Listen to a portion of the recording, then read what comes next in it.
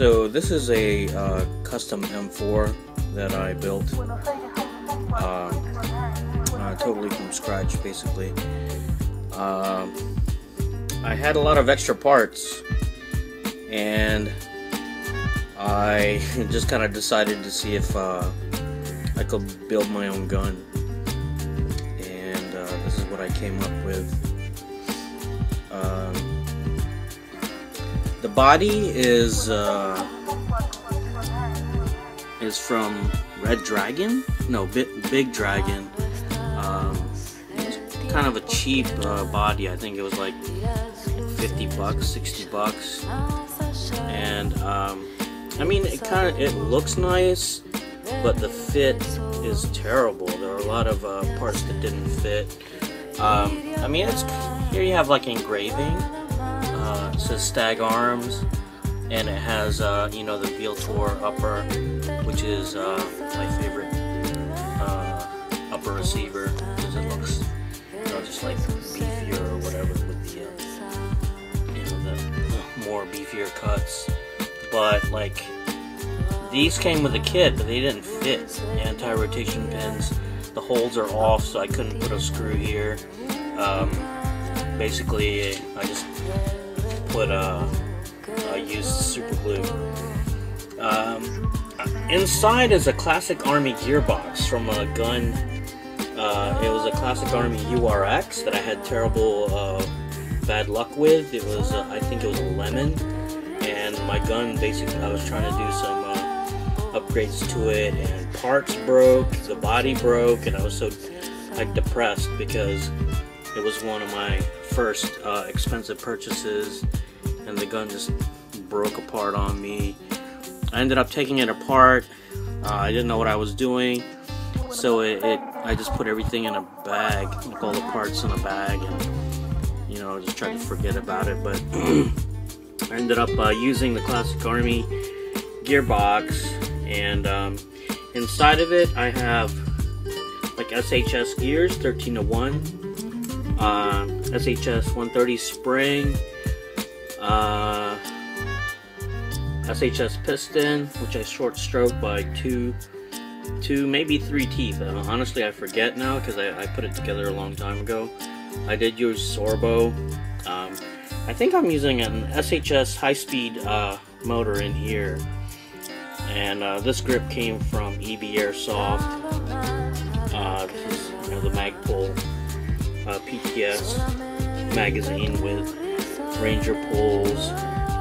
This is a UBR stock. It's not PTS, so you know, the fitment isn't perfect.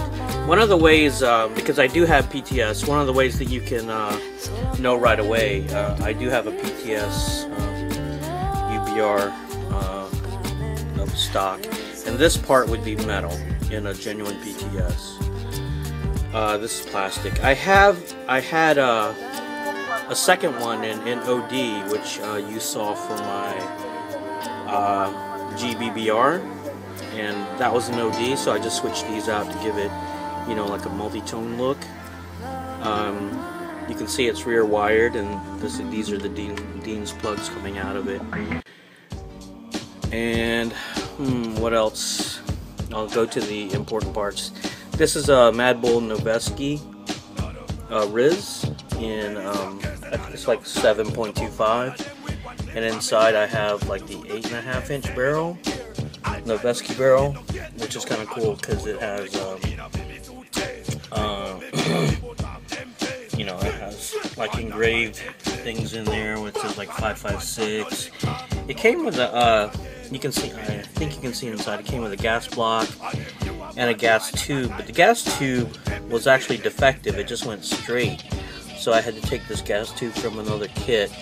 And also the Noveske, this Riz has a pin right here, which if you want to use a gas tube, you have to cut it out. I used the Dremel to cut it out, and you know, to get it to fit. Magpul ladder rails. These are genuine Magpul ladder rails. They're actually by Ergo. This is the AFG Gen 1. I'm using Gen 2 backup iron sights, the Magpuls. I don't know if these are PTS. I found them on eBay, and you know, they're pretty cheap. Apparently the genuine PTSs don't come in a 2-pack. They come in a plastic bags, only a rear or a front sight. They come separate, but these came in a 2-pack, so I'm guessing that they're not genuine PTS. This is a really cool mock suppressor. It's the B&T, Brugger and Thomit. I saw one guy on YouTube with it, and you know, ever since I saw it, I thought it was like the coolest looking mock suppressor I've seen. I got this from Evic. It's ASG. ASG is the company that's licensing these and bringing them here. This is the compact version in flat dark earth. So this is my gun. I put it together myself. Haven't fielded it yet, but I'm anxious, eager to do so. I'll just flip it around, show you the other side. Let's see what it looks like. It's got nice, the rail has nice Noveske trades. Here's your VLTOR. Oh, the other thing about this Red Dragon body, you see that the paint chips pretty easily. And you know, I haven't fielded this gun yet, but it's just wearing out from, you know, being handled, or I put it against the wall with some other guns, and it's just getting worn out from that. Which is, I mean, you know, for a new body, that could bother you, and you know, but it kind of gives it this like worn battle look, which is kind of cool. And this is the UBR stock again. And I think in one of my other videos I said that the stock itself, this part, can rattle off of the buffer tube. So if you see here, I use some O-rings to kind of you know, fill in the gap, get rid of some wobble. And yep, that's how it looks. I'm gonna attach a battery and let you hear what FPS and yeah, rate of fire is like. So basically, I wanted this, you know, I like going for this SBR type look, so it's a short barreled rifle. Inside is actually, though, is a 363 millimeter tight bore barrel. It's I'm using the madbull, and with this 8.5 inch barrel coming up to here, and this is I don't know, about 6 inches.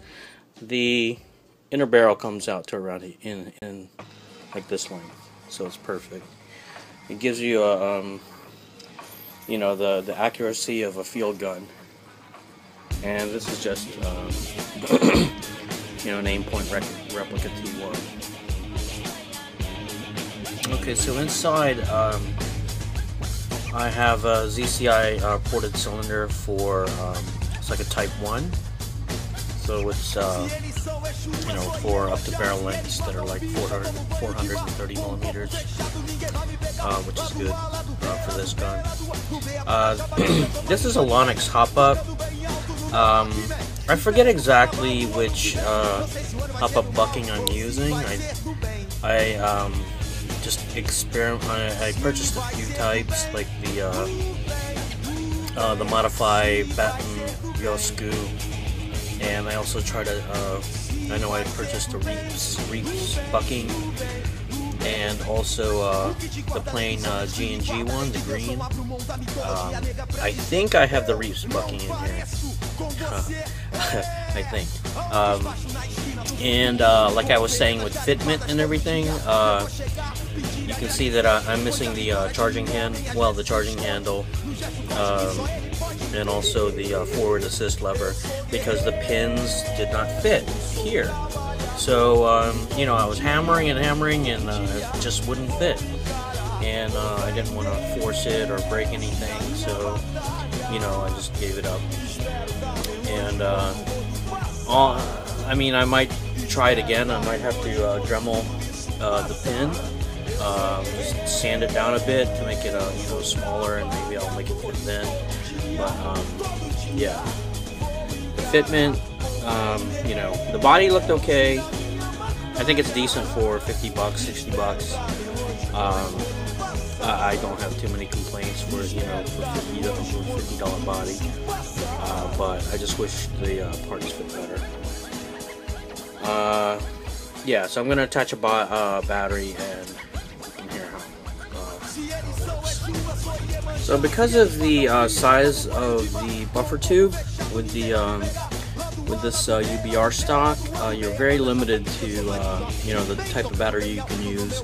You can use like a stick type 7.4 lithium battery. I don't have any of those, so actually what I like these days, this is a 10.8 regular like nickel metal hydride battery by GMP. It originally came like with this, and it made it you know, they made these for a GMP stock, you know, to fit, to help it fit, but I cut it out, or I pushed them out of these because I'm going to use it in a battery bag, and it provides like a crazy rate of fire, and at the same time, you know, you don't have the volatility of like lithium batteries, so you have the benefits of nickel metal hydride. It's stable, and you know, you have the higher rate of fire, but it is kind of, you know, it's a big pack. If you don't mind, you know, using it in a battery bag, which I don't, then it's cool. And this is what makes the gun sound like. And, and on a fire, that's pretty loud.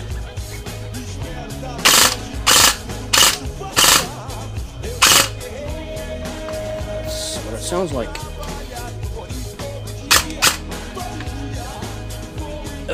So that is my custom import.